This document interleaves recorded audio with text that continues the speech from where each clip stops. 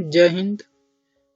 आज हम education of nature poem को पढ़ेंगे, जो कि सर विलियम वर्ड्सवर्थ के द्वारा कंपोज किया गया है।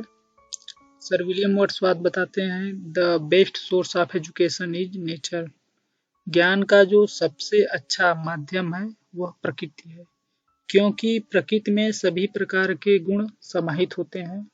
वर्ड्सवर्थ एक ऐसे पोएट हैं जिनका प्रकृति से बहुत ही लगाव रहा है। उनका मानना है कि प्रकृति से न केवल मनुष्य अपने ज्ञान में उन्नति करता है, बल्कि अपने व्यवहार और व्यक्तित्व को भी निखार सकता है। इस पोयम में इन्होंने लूसी नाम की एक काल्पनिक लड़की के बारे में बताया है, जो प्रकृति के साथ रहती है और प्रकृति उसे अपने जैसे गुणों से भर देती है। अर्थात कवि कहना चाहते हैं इस पोयम के माध्यम से कि प्रकृति से लोगों को बहुत ही ज्ञान की वस्तुएं सीखने को मिलती हैं, साथ ही साथ अनुशासन और आनंद की भी अनुभूति होती है। चलिए अब हम पहले स्टेंजा को देखते हैं। 3 years she grew in sun and shower, then nature said, a lovelier flower on earth was never sown. This child I to myself will take, she shall be mine, and I will make a lady of my own. कवि कहते हैं कि 3 years she grew, 3 साल हो चुके हैं, she grew वह बड़ी हो चुकी है, in sun and shower धूप से और शावर हल्की बारिश से, अर्थात खुले वातावरण में 3 साल हो गए हैं। और सी इंडिकेटेड लूसी जो है खुले वातावरण में बड़ी हो चुकी है। उसे देखकर देन नेचर सेड, प्रकृति कहती है, a lovelier flower on earth was never sown, sown means बोया जाना। प्रकृति कहती है कि इतना सुंदर फूल आज तक पृथ्वी पर उसने कभी नहीं देखा, कभी नहीं पाया। This child I to myself will take, इसीलिए प्रकृति आगे कहती है कि दिस चाइल्ड, इस बच्ची की, आई मैं मतलब प्रकृति, माई सेल्फ स्वयं, विल टेक, टेक मीन्स देखभाल करेगी, इसलिए प्रकृति उस बच्ची की स्वयं देखभाल करेगी। शी शैल बी माइन, वह उसे अपनी तरह बनाएगी, and I will make a lady of my on, और उसे लूसी को प्रकृति अपनी तरह बनाकर अपनी तरह विचारों वाली एक सुंदर लड़की बनाएगी। अर्थात इस स्टेंजा का अर्थ यह हुआ कि लूसी जो वर्ड्सवर्थ की एक काल्पनिक बच्ची है, प्रकृति भी उसकी सुंदरता तथा गुणों से प्रभावित है, इसीलिए प्रकृति स्वयं उसके पालन पोषण का उत्तरदायित्व लेती है। 3 वर्ष तक लूसी प्रकृति के खुले वातावरण में रहती है। फिर प्रकृति ने माना कि इस संसार में उत्पन्न हुए अब तक के सभी बच्चों में वह सबसे सुंदर लड़की है, इसीलिए वह स्वयं उसकी देखभाल करने तथा अपनी योजना के अनुसार एक सुंदर स्त्री बनाने का निश्चय करती है। Myself will to my darling be, both law and impulse, and with me the girl in rock and plain, in earth and heaven, in glade and bower, shall feel an overseeing power to kindle or restrain. Myself will be to my darling be, इस line में my self प्रकृति स्वयं, will be होगी, my darling we अपनी प्रिय बच्ची के साथ, both law and impulse, law means अनुशासन, इम्पल्स मीन्स उत्तम भावना, सभी प्रकार की भावनाओं और अनुशासन के साथ वह प्रकृति उस बच्ची के साथ रहेगी। विथ मी द गर्ल, आगे प्रकृति कहती है कि जो बच्ची है उस लड़की के साथ, इन रॉक एंड प्लेन, चाहे चट्टानों पे की बात हो, मतलब पहाड़ों की तरफ, या मैदानों में इन अर्थ या पृथ्वी पर, एंड हेवन या स्वर्ग में आसमान में, इन ग्लैड या तो छायादार स्थान पे, एंड बावर या खुले मैदान में, सेल्फ फील महसूस कराएगी बच्ची को, एन ओवरसीइंग पावर एक दैवी शक्ति, ओवरसीइंग पावर में दैवी शक्ति को महसूस कराएगी लूसी को, टू काइंडल आर रिस्ट्रेन, ताकि उस बच्ची के अंदर अच्छी काइंडल मीन्स होता है अच्छी भावनाएं भर देना, उस बच्ची के अंदर अच्छी भावनाएं को भरा जा सके, और रिस्ट्रेन जिसे उसे रोका न जा सके, प्रकृति के गुणों को सीखने से उसे रोका न जा सके। अर्थात इस स्टेंजा की व्याख्या यह हुई कि जो प्रकृति है वह कहती है कि लूसी उसे बहुत प्रिय है, वह प्रत्येक प्रकार की स्वतंत्रता पाएगी, किंतु वह उसे गलत मार्ग पर जाने से रोकेगी तथा नैतिक और सही कार्य करने के लिए प्रोत्साहित करेगी। लूसी प्रकृति के साथ सभी स्थानों पर जाएगी, चाहे पहाड़ियों पर या खुले मैदानों में, पृथ्वी पर, आकाश में, खुले स्थान पे, या तो जंगल में जो छायादार स्थान है, किंतु सभी स्थानों पर वह अनुभव करेगी कि कोई दिव्य शक्ति उसे देख रही है। इस प्रकार वह अनुशासित होगी और अच्छी भावनाओं से परिपूर्ण होगी, या अच्छी भावनाएं उसे प्रेरित करेंगी। Third stanza, she shall be sportive as the fawn, the wild with glee across the lawn, or up the mountain springs, and hers shall be breathing phlegm, and hers the silence and the clam of mute insensate things। अर्थात she will be sportive as fawn, कह रहा है sportive मतलब उछल कूद करने वाला, वह एक हिरन की बच्चे की तरह उछल कूद करने वाली बनेगी, मतलब फुर्तीली बनेगी। The wild with Glee means होता है प्रसन्नता से पागल हो जाना। अक्रॉस द लॉन, जिस प्रकार से हिरन का बच्चा खुले मैदानों में अकेले विचरण करते समय बहुत ही खुश होता है, उसी प्रकार से यह महसूस करेगी। Or up the mountains springs means झरने, या जब वह पहाड़ों पर से गिरने वाले झरनों को देखेगी। एंड हर शैल वी, और आगे ब्रीदिंग ब्लैम्स, जब वह फूलों की अच्छी सुगंध को महसूस करेगी। And hers silence and calm of mute insensate things, तो उसका जो दिमाग है, उसका जो विचार है, वह इनसेंसेट मीन्स होता है निर्जीव चीजें से क्या हो जाएगा, दूर हो जाएगा, मतलब वह उनके बारे में कोई भी विचार नहीं रखेगी, वह सिर्फ प्रकृति के ही गुणों को सीखेगी। अर्थात इस स्टेंजा में कवि कहते हैं कि प्रकृति कहती है कि लूसी इतनी फुर्तीली हो जाएगी और स्वतंत्र हो जाएगी जितना एक हिरन का बच्चा। वह स्वतंत्रता पूर्वक मैदानों में, पर्वत से गिरने वाले झरनों के निकट, घास के मैदानों के आर पार तथा प्रत्येक स्थान पर घूमेगी। स्वतंत्रता पूर्वक उसे घूमने से वह आनंद की अनुभूति करेगी। वह प्रत्येक स्थान पे मधुर सुगंध को महसूस करेगी।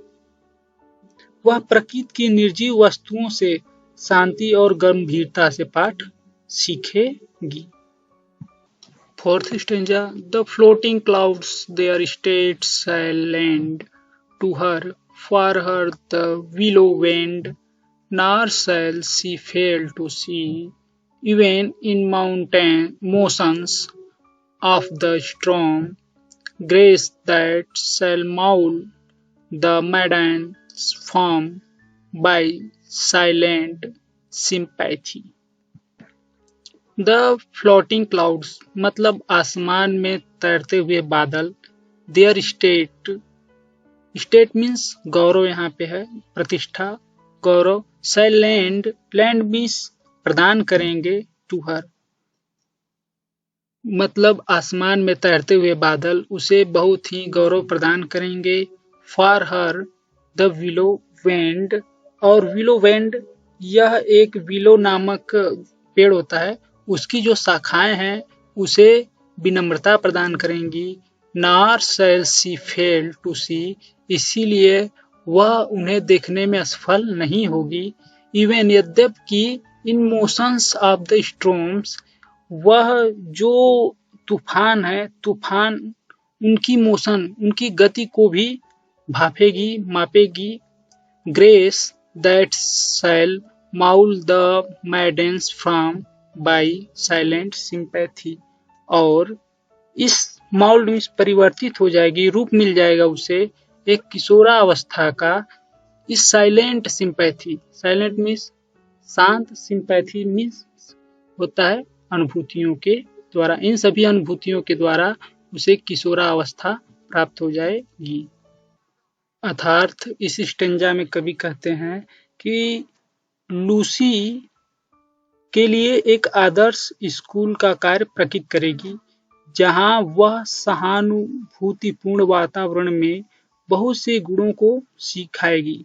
वह बादलों से घूमने फिरने का शानदार ढंग सीखेगी। वह विलो नामक वृक्ष से विनम्रता का पाठ सीखेगी।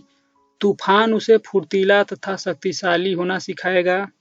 इस प्रकार लूसी आसानी से बहुत से गुण सीख लेगी और इस प्रकार उसका चरित्र तथा व्यक्तित्व एक अच्छे रूप में ढल जाएगा।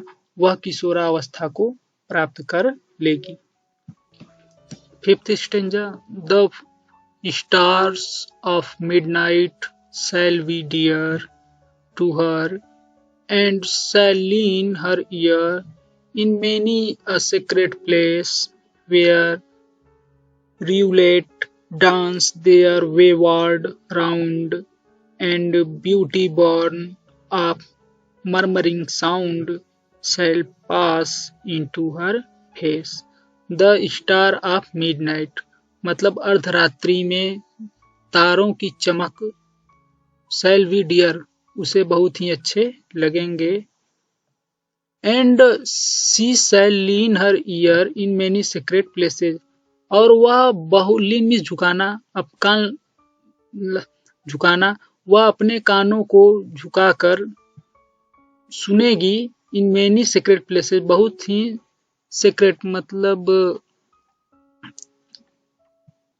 रहस्यमयी स्थानों पर, वेयर जहाँ पे, रिवलेट मतलब छोटी नदियाँ, डांस देयर वेव्यार्ड राउंड्स छोटी नदियों की जो लहरें रहती हैं आपस में मिलती हैं। द एंड ब्यूटी बर्न, और उसे देखकर जो एक सुंदरता उत्पन्न होती है ऑफ मरमरिंग साउंड की, अर्थात जब छोटी नदियाँ आपस में उनकी लहरें जब एक दूसरे से टकराती हैं तो उससे सुंदरता भी उत्पन्न होती है और उसकी ब्यूटी भी उत्पन्न देखने को बनती है। उससे एक अच्छे साउंड उत्पन्न होते हैं, आवाज उत्पन्न होती है, कलकल की ध्वनियां उत्पन्न होती हैं जिसे वह सुनेगी। Shall pass into her face, जिससे कि उसका जो फेस है, उसका जो चेहरा है वह निखर जाएगा। अर्थात इस कविता में, इस स्टेंजा में कवि कहना चाहते हैं कि प्रकृति किस प्रकार लूसी को शिक्षा देगी। लूसी उस प्राकृतिक वातावरण से प्रभावित होगी जिसमें उसका पालन पोषण किया जाएगा। वह प्रकृति के प्रेम से भरपूर हो जाएगी। वह अर्धरात्रि के समय आकाश में तारों का आनंद लेगी। वह तूफान से शक्ति और फुर्तीलेपन का पाठ सीखेगी। वह नदियों और झरनों के आनंद से नाचते हुए देखेगी। तब वह भी इतनी प्रभावित होगी कि उसके चेहरा की सुंदरता जो है और निखर जाएगी। इस प्रकार वह शारीरिक सुंदरता को प्राप्त करेगी। And vital feeling of delight shall rear her from of stately height. Her virgin blossom swell, such thoughts to Lucy I will give, while she and I together live. Here is this happy tale. आगे प्रकृति बताती है। And vital feelings of delight. Vital means होता है जीवन प्रदान करने वाली, फीलिंग्स मीन्स भावनाएं। इस और प्रकृति उसे एक नए जीवन को प्रदान करने वाली भावनाओं से भर देगी, ऑफ डिलाइट, जो उसे बहुत ही आनंद की प्राप्ति कराएगी। सेल रेयर, रेयर मीन्स होता है पैदा कर देना। Her form to stately height. Stately means होता है सुंदरता, हाइट मीन्स ऊंचाई, उसकी शारीरिक सुंदरता को बढ़ा देगी। हर वर्जिन ब्लॉसम स्वेल, और उसके शरीर का आकार बदल जाएगा। सच थॉट्स, इस प्रकार से, इन प्रकार के विचारों से, to Lucy I will give, मैं इस प्रकार लूसी को बना दूंगी। While she and I live together, और ऐसा तब होगा जब, वाइल जब, सी वह, लूसी एंड आई प्रकृति, टुगेदर लिव जब वे दोनों साथ रहेंगे। Here is this happy dell. Dell, dell means होता है घाटी। इस सुखद घाटी में जब वह और लूसी साथ में रहेंगे तो इस प्रकार लूसी उसके शारीरिक सुंदरता को बढ़ा देगी। अर्थात इस पोएम का अर्थ यह हुआ, इस स्टेंजा का अर्थ यह हुआ कि लूसी प्रकृति की गोद में किस प्रकार बढ़ेगी। प्रत्येक व्यक्ति को प्रसन्न देखना चाहती है प्रकृति, इसीलिए लूसी भी आनंद की भावनाओं से भरपूर होगी, जो उसके जीवन और शारीरिक स्वरूप को प्रदान करेगी। लूसी एक सुंदर और पवित्र नवयुवती बनेगी, मतलब यंग। वह बहुत सुंदर एवं मनमोहक होगी। लूसी प्रकृति के संगत में अपना जीवन पहाड़ियों और घाटियों में व्यतीत करेगी। Last stanza, thus nature spake, the work was done, how soon my Lucy race was run, she died and left to me this heath, this claim and quiet scene, the memory of what has been and never more will be. Thus nature spake, इस प्रकार nature प्रकृति कहती है, the work was done, कि उसका जो Lucy को शिक्षित करने का उसका कर्तव्य था वह समाप्त हो चुका है। How soon my Lucy's race was run, race was run का मीन्स होता है जीवित न रह सकना, न बच पाना। और लूसी का जो जीवन काल है अब वह ज्यादा दिनों तक नहीं रह पाएगी, अर्थात लूसी जो है वह समाप्त हो जाती है। आगे, she died and left me, वह मर जाती है, एंड लेफ्ट मी, और छोड़ जाती है प्रकृति को अकेला। अर्थात इन लाइनों में कवि कहना चाहते हैं कि लूसी अब नहीं है, मर गई, और वह कवि को अकेला छोड़ गई। दिस हीथ, इस प्रकार की, हीथ मिस होता है झाड़ियां, झाड़ियों वाली भूमि, इस झाड़ियों वाली भूमि में, दिस क्लेम, इस शांति में, इस नीरस में, एंड क्वाइट सीन, और मुझे यह शांत सीन दृश्य देखने के लिए, the memory of what has been, जो मेरी स्मृति में, मेरी यादों में बस गया, and never more will be, और यह मैं कभी प्रस्तुत नहीं कर पाऊंगा। अर्थात इस स्टेंजा का अर्थ यह हुआ कि प्रकृति के स्वस्थ प्रभाव से लूसी एक पूर्ण नौजवान नारी बन चुकी है। प्रकृति उसकी देखरेख करती थी, उसके सारे क्रियाकलापों का संचालन करती थी। प्रकृति ने घोषित किया कि लूसी को शिक्षित करने का कार्य समाप्त हो चुका है, लेकिन प्रकृति की शिक्षा पूर्ण होने के तुरंत बाद लूसी की मृत्यु हो जाती है। प्रकृति दुखी और एकाकी हो जाती है। लूसी की असमय मृत्यु से कभी भी दुखी है, वह और भी अधिक दुखी है, प्रकृति से ज्यादा कभी दुखी है, क्योंकि वह प्रकृति के शिक्षा के सिद्धांत का उदाहरण अब किसी और के सामने प्रस्तुत नहीं कर पाएगा। जय Hind, thank you. Like the video if you find some analysis. Thank you. Jai Hind.